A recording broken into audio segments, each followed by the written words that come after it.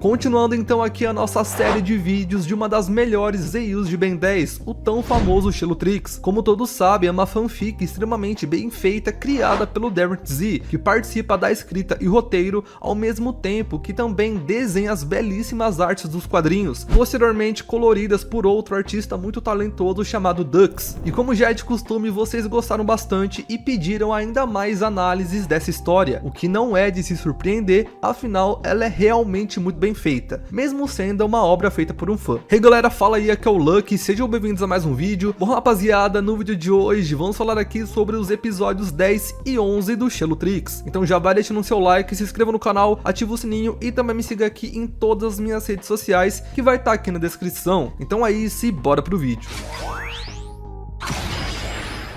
E antes de começarmos o vídeo, eu tenho uma novidade incrível aqui pra compartilhar com vocês. Agora o canal tem um Instagram oficial. Eu sei que muitos de vocês já acompanham meu Instagram pessoal e podem continuar por lá, tá? Porque eu ainda vou seguir ativo, vou responder vocês. Mas eu senti que era hora de criar um espaço dedicado só para o conteúdo do canal. E nesse Instagram oficial vocês vão encontrar lá reviews de action figures, unboxings épicos. Lá eu também vou postar conteúdo exclusivo, tá? De fanart de aliens, fanart de Omnitrix, bens alternativo, memes e o que tiver de Ben 10 a gente coloca lá também. Então me segue lá e o link vai estar aí na descrição. Então seguindo aqui rapaziada, com os episódios 10 e 11 do Shelotrix, que continua a batalha iniciada no episódio anterior e trazem muitas novidades, mais informações sobre o universo, novos personagens, confirmações de teorias e mais espaço para coisas ainda maiores no futuro dessa fanfic. E bom, como vocês podem ver aí, essa série já chegou ao 11º episódio, o que significa que muita lore já foi apresentada até esse momento, considerando que hoje eu farei análise de 2 episódios de uma vez só. E além disso, são 2 episódios recheados de conteúdos e diálogos. E bom, para o vídeo não ficar tão grande e também para que possamos ir direto ao assunto principal, dessa vez eu vou dar um resumo extremamente breve dos acontecimentos do episódio 9, apenas para recapitularmos onde paramos. Para aqueles que estão entrando em contato com a SEU pela primeira vez, os vídeos com análises completas do episódio 1 ao 9 estarão listados aqui na descrição desse vídeo. E para aqueles que já estão acompanhando essa fanfic desde o começo, no último episódio fomos apresentado a transformação do diamante desse universo, que se chama Obsidiana. Dessa forma o Ben se transformou e assumiu o controle do corpo, que foi cedido de bom grado pelo demônio, e usou seus poderes em uma sequência épica de páginas de ação para enfrentar uma gigantesca mão demoníaca que foi solta bem no meio de um acampamento com várias pessoas. Essa mão demoníaca foi jogada na floresta por um misterioso demônio branco com cabelos verdes semelhantes a tentáculos, montado em um cavalo de fogo branco, cujas rochas cobrem o corpo de forma semelhante ao do Chama e dos Pironitas. No episódio anterior, a história parou com Ben transformado em obsidiana, cravando uma enorme lasca de diamante nas costas da mão gigante, na tentativa de salvar uma das garotinhas do acampamento, que estava prestes a ser esmagada por um dos dedos do demônio. O episódio 10 começa exatamente a partir desse ponto, intitulado de Monstro Brilhante. Ele mostra que o dedo que esmagaria a garotinha acabou tombando bem ao lado dela, já que o espinho que o Ben encravou na mão fez com que ela ficasse totalmente presa contra o chão. Vendo a garotinha paralisada de medo, Obsidiana grita para que ela não fique ali parada e fala para ela correr. Assustado por aquele monstro brilhante, ela foge. Não demora muito para a mão gigante começar a se levantar. Obsidiana grita que ela vai ficar no chão, mas antes de conseguir agir, ele é interrompido por uma forte pancada de um dos dedos, que o arremessa para longe. Enquanto ainda vai pelos ares, Obsidiana cria uma lança feita de seus cristais roxos, criando um painel extremamente bonito para essa cena. Ele arremessa e lança com toda a força no mesmo ferimento que havia feito nas costas da mão quando cravou aquele espinho gigante, mas isso não surte muito efeito, a mão gigante ainda estava claramente reagindo. O Obsidiana então percebeu que aquele ponto que ele estava atacando provavelmente não era um ponto fraco, como ele havia pensado. Ele se pergunta se as mãos têm algum ponto fraco. Ainda no ar, ele é surpreendido quando a mão gigante salta em sua direção e o agarra, prendendo entre os dedos com a intenção de esmagá-lo. Já contra o chão, miniaturas da mão demoníaca que atacaram o acampamento em episódios passados retornam. O Ben diz que não sentiu falta daquelas coisas. Elas começam a subir em cima do Obsidiana, que extremamente bravo grita perguntando quantas vezes ele precisava dizer para eles saírem de cima dele. Com isso ele bate a palma da mão no chão, criando uma área totalmente revestida por cristais, e esses cristais geram colunas de espinhos gigantes que atravessam vários dedos da mão demônio principal. 2 desses cristais atravessaram 2 dedos da mão demoníaca, diretamente nas unhas, o que faz pela primeira vez o demônio demônio tombar e, por tabela, faz suas miniaturas agonizarem. O Ben então diz com um sorriso que finalmente sacou que o ponto fraco daquele monstrão são simplesmente as suas unhas. E em mais um painel incrível, o Obsidiana dispara sobre uma trilha de cristais roxos, enquanto duas lâminas gêmeas o seguem pelos lados. O Ben ordena que elas continuem seguindo enquanto ele praticamente surfa em uma onda de cristais na direção da mão, que caiu com a palma virada para cima. Se é que eu posso dizer assim. Mesmo caída, a mão consegue se recompor o suficiente para quebrar a base da trilha do Obsidiana com uma pancada de um de seus dedos, mas dessa vez o Ben estava preparado para esse ataque e consegue pular em direção à mão antes de despencar junto da sua trilha de cristal. Ele cai bem em cima da palma da mão, enquanto as lâminas gêmeas empalam outros 2 dedos do demônio. Bem no meio da mão, 3 dedos tentam se fechar sobre ele, mas ao gritar pelas lâminas gêmeas, o Obsidiana consegue empalar os 3 dedos com uma só lâmina que os atravessa em um só golpe. Parecendo um pouco cansado, o Obsidiana suspira enquanto diz que falta apenas mais um dedo. E aqui o episódio não poderia encerrar de forma melhor, senão com aquele que trouxe o demônio em forma de mão finalmente aparecendo e encontrando com o Ben. Esse demônio misterioso que parece ter um corpo esquelético de cor cinza, vestido uma armadura branca, com a sua cabeça sendo coberta por cabelos que parecem com tentáculos verdes, aparece no acampamento junto de seu cavalo de fogo branco, dizendo que finalmente havia encontrado Xelu. Meio que já sem paciência, o episódio se encerra com o Ben perguntando, enquanto grita com bastante raiva, quem diabos era aquele cara. Sobre esse episódio não há muito o que comentar, porque foi apenas o desfecho da batalha do Obsidiana contra a mão demoníaca, mas é inegável que foi uma batalha muito bem feita. Mas vocês acham que superou a batalha do Chama contra o Vomax Exorcista nos episódios passados? Deixe suas opiniões aqui nos comentários do vídeo. Agora, antes de partir para a análise do episódio 11, que esse sim terá muita coisa para destrincharmos sobre, eu queria fazer um pequeno adendo de que, nessa edição, a capa foi novamente alterada. Agora a capa mostra o Ben de lado, olhando para algum lugar ou alguma coisa, com seu olho vermelho brilhante, corrompido pelo Xelutrix. O braço do Ben, onde fica o Xelutrix, está em grande destaque na capa, com ele erguido e o olho demoníaco do relógio passando bastante imponência. Atrás do Ben, vemos os cristais roxos do Obsidiana por baixo, enquanto uma chama vermelha, da versão demoníaca do Chama desse mundo, se espalha atrás dele. Além disso, tem um detalhe sutil, que é a coloração da capa, que possui tons mais frios, e o Ben parece estar soltando aqueles bafos que as pessoas soltam quando falam em locais muito frios. Talvez isso seja alguma pista da próxima transformação? Bom, realmente só saberemos conforme a série avançar. Indo agora para a história do episódio 11 em si, intitulado de Portador Humano, ela começa com aquele demônio misterioso dizendo que não esperava encontrar o Xelu tão cedo. Ele o chama para que juntos encontrassem um local para se esconderem enquanto a superfície se reabre. E para quem não se lembra, ele está se referindo ao fato de que, nesse mundo, os demônios são limitados a virem ao nosso mundo se somente existirem 4 demônios vivos de 6 em 6 semanas. O Obsidiana fica confuso quando o demônio menciona sobre a superfície e deduz que aquele demônio deve ser um dos que acabou de atravessar a entrada. Após dizer isso, algo chama a atenção do Ben dentro daquele espaço mental, onde ele debate com as suas transformações. Ao se virar, ele vê o próprio Obsidiana encarando. O Ben o questiona, perguntando se havia chegado a hora do Obsidiana traí-lo e assumir o controle de seu corpo ou outra coisa. O Obsidiana o interrompe, dizendo que ele lhe deve explicações. Afinal, o Ben e sua majestade Xelu estão compartilhando o mesmo corpo. O Ben fala que era aquilo que o estava deixando confuso. Toda essa coisa de Xelu, majestade ou o que quer que seja. E por fim, pergunta o que é tudo isso. O Obsidiana então, enfim, confirma nossas teorias, dizendo que o Xelutrix, sua majestade,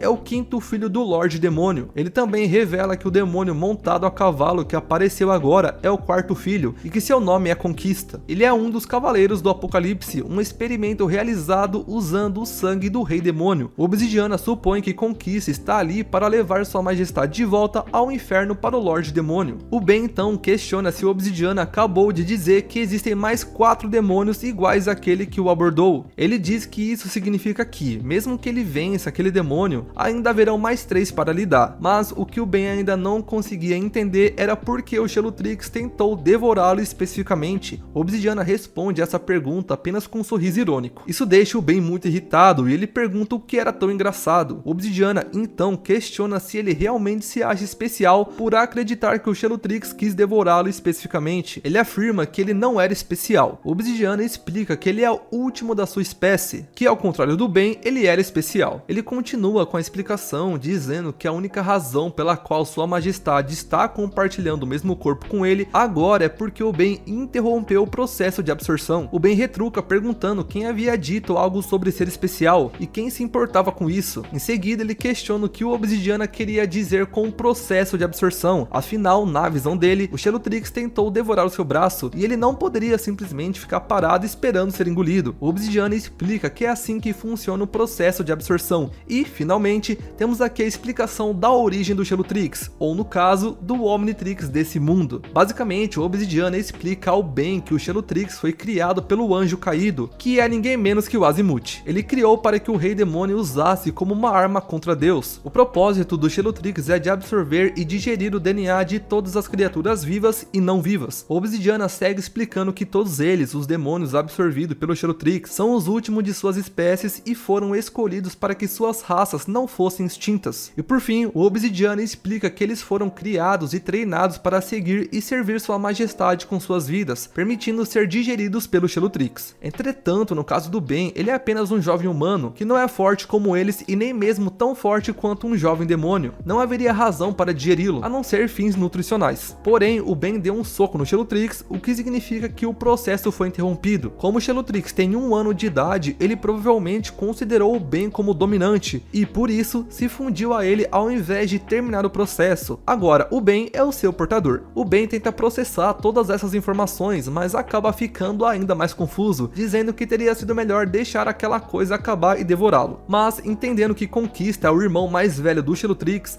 ele questiona por que o Obsidiana está contra ele. Afinal, eles não deveriam estar do mesmo lado? E o Rei Demônio não viria atrás dele caso ficasse contra o Conquista? O Obsidiana responde apenas que ele é a pedra mais forte e preciosa do inferno, e que não importa quem tentar ir atrás dele, seja os cavaleiros ou o próprio Rei Demônio, a lealdade dele é apenas ao Xelutrix. Nesse momento, o Ben volta ao mundo real após a discussão no espaço de debate, porém ele retorna no pior momento possível, com o Xelutrix descarregando e fazendo o Ben voltar novamente à forma humana. Desesperado, ele começa a bater no Xelutrix na tentativa de reativá-lo, mas até para minha surpresa, o Ben é simplesmente empalado pela unha do último dedo da mão demoníaca que ele ainda não tinha derrotado. Enquanto o Ben engasga com o próprio sangue, a unha se crava no chão bem à frente do Conquista, que diz que ele não é o Xelu. O Conquista se aproxima do Ben e pergunta ao Xelu por que ele não absorveu totalmente aquele humano. Ele comenta que deveria ter prestado mais atenção ao Azimuth quando ele explicou sobre as funções do Xelu. Conquista continua dizendo que não sabe se aquilo aconteceu porque o Ben resistiu ou porque o Xelu estava cheio, mas de qualquer forma seu pai não ficará nada satisfeito com isso, já que o Conquista que deveria ser o portador. Ele xinga Lilith, aquela demônia que vimos no começo da história e que foi responsável por enviar o Xelu para a Terra. Ele diz que ela não deveria tê-lo tirado do inferno ainda, afinal ele era um experimento inacabado. Ele conclui dizendo que o Ben tem sorte, como o Xelu morrerá se o Ben morrer, ele pretende mantê-lo vivo por enquanto. Ele decide levar o Ben para o laboratório do Azimuth para que possam resolver isso, e diz que espera que o Bastador do Azimuth coopere dessa vez. Em seguida, ele larga o Ben no chão, dizendo para ele tentar não morrer. Porém, de repente, Conquista é atacado por correntes brancas, das quais ele consegue desviar. No quadro seguinte, podemos ver que quem o atacou foi um trio de exorcistas de classe baixa, que são representados pela cor branca. Os exorcistas ordenam que Conquista solte o Ben e se renda, afirmando que reforços estavam a caminho. Mas com apenas uma única investida, o Conquista elimina 2 dos exorcistas, com aparentemente só um deles sobrevivendo, um exorcista de cabelo azul. À primeira vista, parece ter conseguido desviar, mas conforme uma fumaça baixa, vemos que ele também perdeu metade do corpo naquele golpe. O Conquista diz que todos os exorcistas de classe baixa são iguais e que eles nunca aprendem. Ele afirma isso quando os tais reforços aparecem para atacá-lo novamente. Mais exorcistas de classe baixa com correntes de cor branca lançam ataques contra ele, mas novamente com apenas um golpe, ele levanta uma cortina de fogo verde que incinera os exorcistas até sobrar apenas ossos. Após eliminar eles, o Conquista puxa aquele mesmo bichinho que ele tinha usado em episódios passados para invocar a mão demoníaca. Ele diz que em 10 minutos a superfície vai se fechar novamente e que ele precisava levar logo a mão e o Xelu, pois se ficasse preso ali por 6 meses, o seu pai o mataria. Conquista faz a mão demoníaca voltar para dentro daquela coisa, mas antes de pegá-la de volta, sua mão é presa por correntes azuis. Isso faz perceber que a presença da mão demoníaca chamou a atenção demais, e chamou a atenção de um exorcista de olhos azuis. Logo, o exorcista de olhos azuis se apresenta. Ele chega dizendo que, em nome de Deus e dos exorcistas caídos, ele, Ragnus, garante que oferecerá sua vida se necessário necessário para exorcizá-lo. Ele finaliza com um amém no próximo quadro, onde aparece com seu design completo, que é bem maneiro e muito mais chamativo do que em comparação com os outros. O mais curioso é que ele está ao lado do Tenente Steel, aquele mesmo personagem que aparece em Ben 10 Clássico e também no Omniverse. Aparentemente, o Tenente Steel parece ser algum tipo de líder ou alguém com muita influência na organização dos exorcistas. Ragnos diz para Steel deixar aquilo com ele, enquanto Conquista apenas retruca, afirmando que Ragnos é apenas um exorcista de alto escalão e que, se ele o matar em 5 minutos, poderá voltar à superfície. Aproveitando que as correntes do Ragnos estão presas em sua mão, o Conquista puxa o exorcista com toda a força, trazendo em sua direção, prestes a desferir um golpe direto. Porém, Ragnos consegue desviar, se agachando no último momento. Em um contra-ataque rápido, ele envolve suas correntes em volta do Conquista e, com um movimento certeiro, ele arranca a cabeça do demônio. Com a cabeça fora do corpo, Conquista segue falando. Ele afirma que aquele bastardo de corrente azul realmente acha que é forte o suficiente para o matar. Ele se desculpa com seu pai, pois sabe que aquela batalha levará mais do que só 5 minutos. Imediatamente, sua cabeça volta ao seu corpo como se nada tivesse acontecido. Na perspectiva do Ragnos, ele vê que o Steel estava certo e que aquele não é um demônio normal. Sendo assim, ele opta por não subestimá-lo. Todos os soldados do Tenente Steel começam a socorrer o Ben, que está extremamente ferido, e o tiram de perto da batalha. Conquista tenta impedir, mas é segurado pelas correntes do Ragnos. Vendo que a mão demoníaca estava dentro daquela pequena criatura e fora de seu alcance, ele se arrepende de tê-la retirado de campo tão cedo. Sem outra opção, ele ordena que seu cavalo, cujo nome é revelado como Apocalipse, vá atrás do Shelu. Devido à gravidade dos ferimentos do Ben, o Steel ordena que ele seja levado em um dos caminhões para a base principal. Quando o veículo parte, imediatamente, Apocalipse começa a segui-lo. O episódio termina com Steel avisando que o cavalo está perseguindo o caminhão e ordena que deixem o Ben ser capturado. O último painel mostra Apocalipse correndo atrás do caminhão em meio à autoestrada. Então, nas considerações finais do episódio 11, fica evidente que ele foi o que mais trouxe informações sobre a lore do Shelutrix, confirmando as teorias que fizemos em vídeos anteriores sobre o passado e a origem de Shelu, que desde o começo já estava claro ser um ser vivo. Além disso, o episódio apresentou de forma direta como os exorcistas operam. Ele não apenas mostrou as classes mais baixas representadas pela cor branca, mas também introduziu um personagem totalmente original, Ragnos, outro exorcista de olhos azuis, assim como Vomax. Ao mesmo tempo, elementos do universo de Ben 10 foram misturados e trazidos de volta, como o Tenente Steel, que foi adaptado para a lore do Shelutrix. O episódio também trouxe a origem e a menção do Azimuth, que é revelado como um anjo caído. Porém, a maior revelação até agora, que já dá uma boa noção sobre o futuro da série e os inimigos que o Ben irá enfrentar, foi a introdução do conceito dos Cavaleiros do Apocalipse, com a aparição de Conquista. E para quem não conhece, os Cavaleiros do Apocalipse são figuras simbólicas descritas no livro de Apocalipse, capítulo 6 da Bíblia. Cada um deles representa um conceito e está associada a uma cor específica, geralmente relacionada ao cavalo que montam. De forma genial, o Derek Z se atentou a isso, já que o cavalo do Cavaleiro da Conquista é branco, assim como as chamas de Apocalipse, o cavalo de conquista na história do Shelutrix. Com isso, é quase certo que veremos os outros 3 cavaleiros no futuro: o Cavaleiro da Guerra, que monta um cavalo vermelho, o Cavaleiro da Fome, que monta um cavalo preto, e o Cavaleiro da Morte, que monta um cavalo amarelo esverdeado. Com total certeza, essa fanfic aumentou muito de nível só nesses 2 episódios, e parece estar caminhando para algo ainda mais grandioso. E como sempre, se vocês continuarem engajando com essa lore, assim como eu,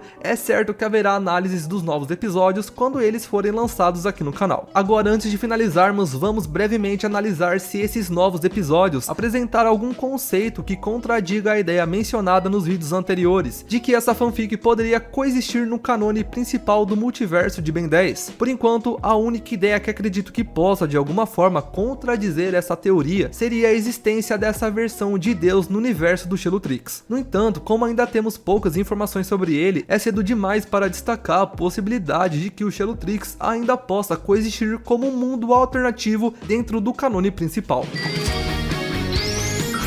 Bom, rapaziada, então vou finalizando esse vídeo por aqui, espero que vocês tenham gostado. Deixa o like, se inscreva no canal, também comente aqui, tá pessoal, a ideia de vídeos que vocês querem que eu traga, e também me siga aqui em todas as minhas redes sociais, que vai estar tudo aqui na descrição. Então é isso, muito obrigado por assistir o vídeo e fui!